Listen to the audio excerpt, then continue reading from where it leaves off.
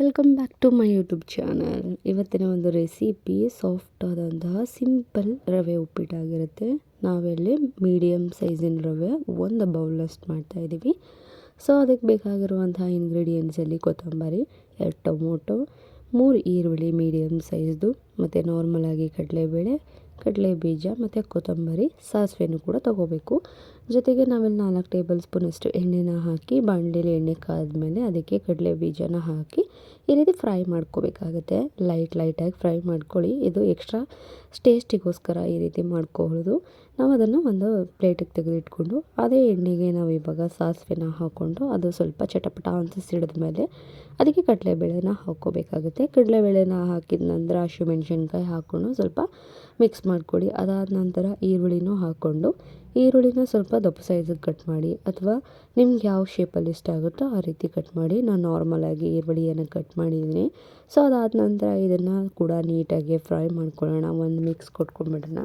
ಏಕೆಂದರೆ ಎಲ್ಲವೂ ಕೂಡ ನೀಟಾಗಿ ಚೆನ್ನಾಗಿ ಬೆಂದಷ್ಟು ನಮಗೆ ರುಚಿ ಚೆನ್ನಾಗಿ ಸಿಗುತ್ತೆ. ನೆಕ್ಸ್ಟು ಕಟ್ ಮಾಡಿದಂತಹ ಟೊಮೊಟೊ ಮತ್ತು ಈರುಳ್ಳಿನೂ ಕೂಡ ಇದಕ್ಕೆ ಹಾಕ್ಕೊಂಡ್ಬಿಟ್ಟು ನೆಕ್ಸ್ಟ್ ಇದನ್ನು ಕೂಡ ಒಂದು ಫೈನಲ್ ಟಚ್ ಆಗಿ ಮಿಕ್ಸ್ ಮಾಡ್ಕೊಂಬಿಡೋಣ.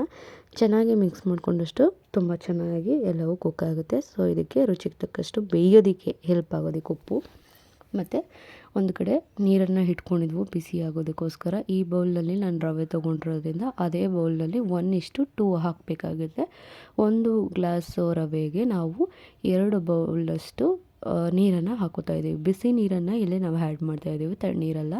ರುಚಿಗೆ ತಕ್ಕಷ್ಟು ಉಪ್ಪನ್ನು ಹಾಕ್ಕೊಂಡು ಅದನ್ನು ಕುದಿಯೋದಕ್ಕೆ ಬಿಟ್ಬಿಡೋಣ. ನೆಕ್ಸ್ಟ್ ಅದ್ರ ಪಕ್ಕದಲ್ಲೇ ಇನ್ನೊಂದು ಪಾತ್ರೆ ಅಥವಾ ಬಾಣಲೆನ ಇಟ್ಕೊಂಡು ರವೆಯನ್ನು ಹಾಕ್ಕೊಂಡು ಪಕ್ಕದಲ್ಲೇ ಹುರ್ಕೊಳ್ಳೋಣ. ಇದು ಕುದೀತಾ ಇರಲಿ. ಅದ್ರ ಜೊತೆಗೆ ಪಕ್ಕದಲ್ಲೇ ನಾವು ಕೂಡ ಈ ರೀತಿ ನೀಟಾಗಿ ಹುರ್ಕೋಬೇಕಾಗುತ್ತೆ. ಯಾವುದೇ ರೀತಿ ಎಣ್ಣೆ ತುಪ್ಪ ಏನು ಬೇಕಾಗಿಲ್ಲ. ನೆಕ್ಸ್ಟ್ ಇದು ಹುರ್ಕೊಂಡ ನಂತರ ಅದರಲ್ಲಿ ಡೈರೆಕ್ಟಾಗಿ ಹಾಕ್ಕೊಂಡು ಕುದೀತಾ ಇರುವಂತಹ ಮಸಾಲೆ ನೀರಿಗೆ ಡೈರೆಕ್ಟಾಗಿ ಹಾಕ್ಕೊಂಡು ಕುದಿಸ್ಕೋಬೇಕಾಗುತ್ತೆ. ಈ ರೀತಿ ನೀಟಾಗಿ ಎಲ್ಲನೂ ಒಂದ್ಸಲ ಮಿಕ್ಸ್ ಮಾಡ್ಕೋಬೇಕು. ಯಾವುದೇ ಕಾರಣಕ್ಕೂ ಕೂಡ ಕೈ ಬಿಟ್ಟರೆ ಗಂಟಾಗುತ್ತೆ ಅನ್ನೋ ಯಾವುದೇ ರೀತಿಯಾದಂತಹ ಮೆಥಡ್ಸ್ ಇರೋದಿಲ್ಲ ಇದರಲ್ಲಿ. ಆರಾಮಾಗಿ ಯಾರು ಬೇಕಾದರೂ ಕೂಡ ಮಾಡ್ಬೋದು. ನೋಡ್ತಾ ಇದ್ದೀರಲ್ಲ, ಎರಡೂ ಬಿಸಿ ಇರೋದ್ರಿಂದ ಎಲ್ಲೂ ಕೂಡ ಗಂಟಾಗೋ ಚಾನ್ಸಸ್ ಕಡಿಮೆ ಇರುತ್ತೆ.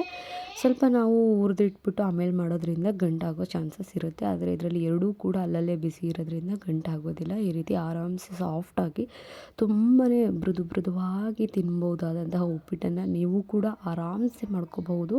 ಯಾರು ಬೇಕಾದರೂ ಮಾಡ್ಬೋದು. ತುಂಬ ಟೇಸ್ಟಿಯಾಗಿ ಕೂಡ ಇರುತ್ತೆ. ಇದನ್ನು ಇಷ್ಟು ಈಸಿಯಾಗಿ ನಾವು ಮಾಡಿಕೊಂಡು ಜೊತೆಗೆ ಲಾಸ್ಟಲ್ಲಿ ಫೈನಲಲ್ಲಿ ನಾವು ಈಗ ಕರೆದಿಟ್ಟಿದ್ದಂತಹ ಕಡಲೆ ಬೀಜನ ಮಿಕ್ಸ್ ಮಾಡಿಕೊಂಡು, ಬೇಕು ಅಂದರೆ ನೀವು ಎಕ್ಸ್ಟ್ರಾ ಕೊತ್ತಂಬರಿ ಸೊಪ್ಪನ್ನು ಕೂಡ ಹಾಕ್ಕೊಂಡು ಮಿಕ್ಸ್ ಮಾಡ್ಕೊಳ್ಳಿ. ನೋಡ್ತಾ ಇದ್ದೀರಲ್ಲ ಎಷ್ಟು ಟೇಸ್ಟಿಯಾಗಿದೆ ಅಂತ. ತಿಂದ ಮೇಲೆ ಹೇಳಬೇಕಾಗುತ್ತೆ. ನಾನು ಆಲ್ರೆಡಿ ತಿಂದಿದ್ದೀನಿ, ಚೆನ್ನಾಗಿತ್ತು ತುಂಬಾ.